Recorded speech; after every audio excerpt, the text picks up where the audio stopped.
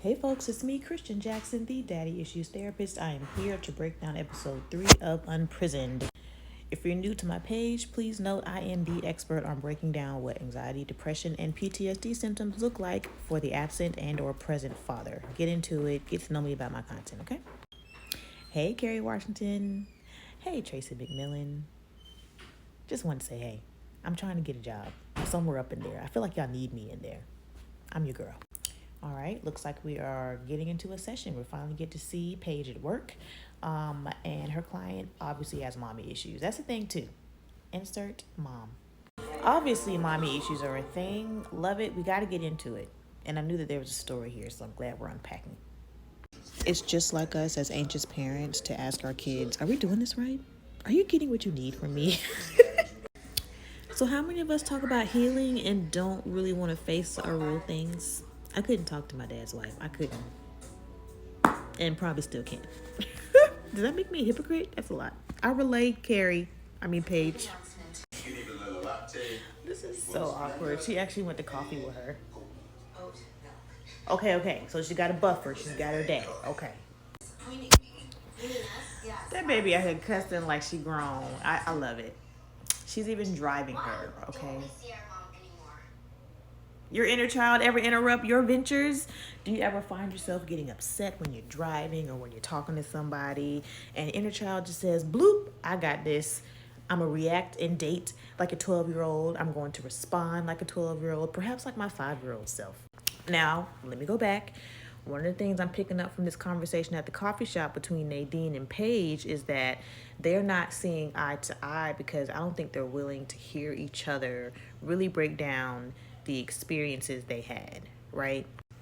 Nadine, the stepmom, says, I gave you a certain amount of time in my life. I gave you 10 years. This is before being a single mom was a social media venture, before it was cool, essentially.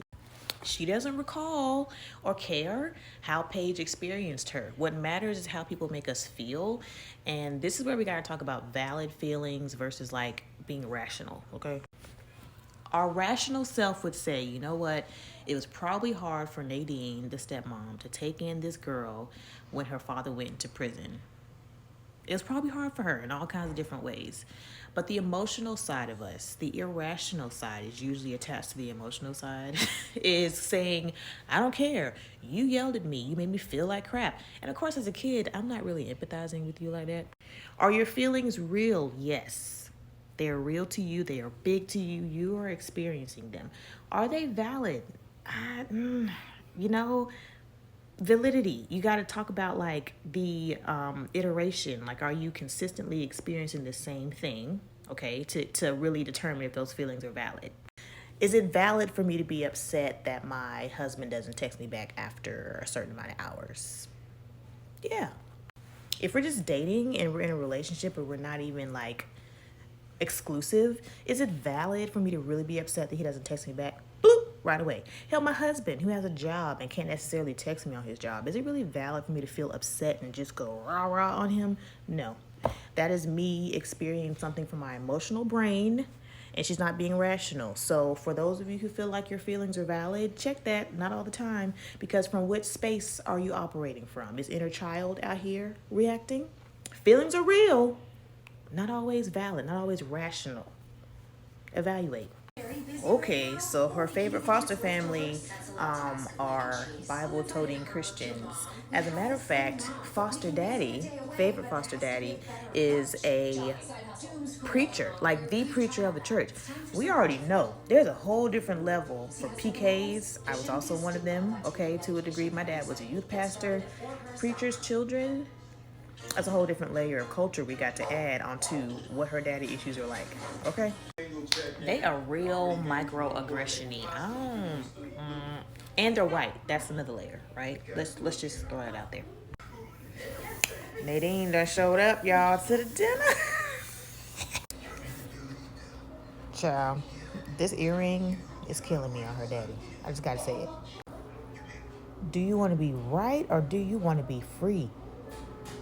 This writing is everything. You get like one real bomb drop message about 23 minutes into the show.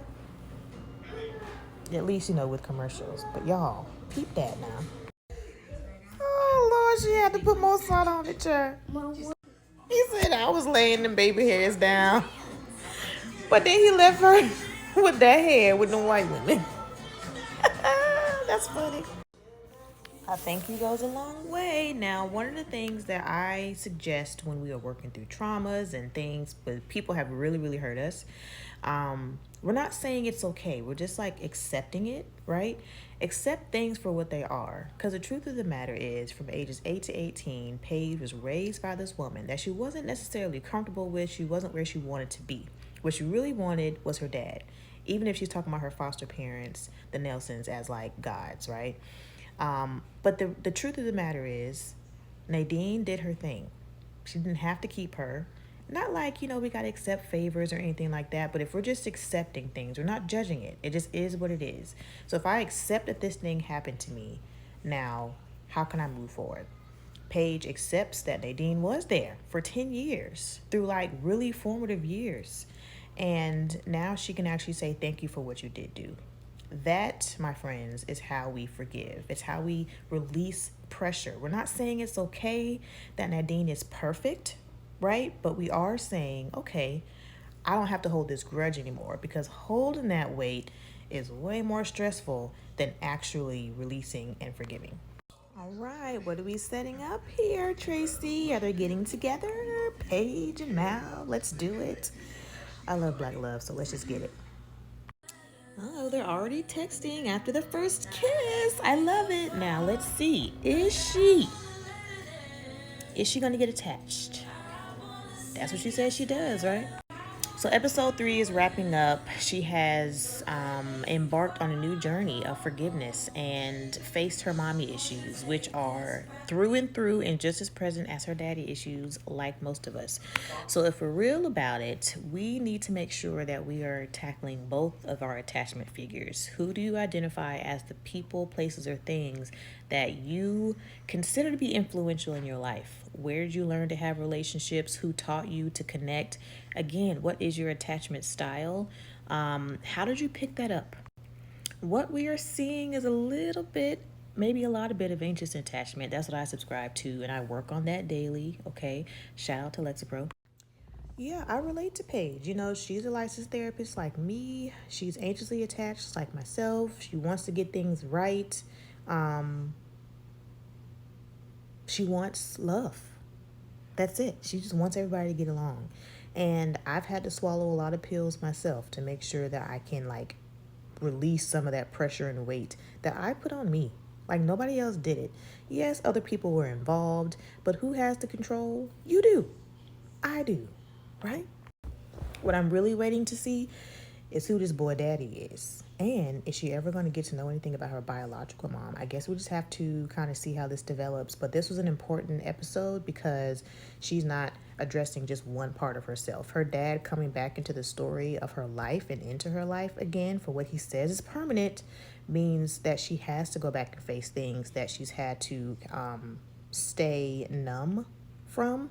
Right? So how many times have you actually said, okay, this thing happened, I got to keep moving. I don't have time. I'm in survival mode. I have tunnel vision on the future. If I stop to do this thing, I will not be safe. It won't get done right. Something's going to go wrong. And then we don't have the tools to actually deal with them. Now she's actually faced with having to do things because her dad seems to be making an effort to make a permanent fixture in her life, to be a permanent fixture in her life. And that means that she's going to have to actually put roots down emotionally and stop fixing everybody else's problem like us as therapists do, because we got into the business to try to figure out our own things. That's just life, right? Becoming a therapist, starting a business. I saw on Instagram a really important person say that starting a business is it's a direct reflection of your trauma response. It was interesting. I thought it was good insight. Hope you enjoy. Keep watching as I break down these episodes. It's time to get into episode 4.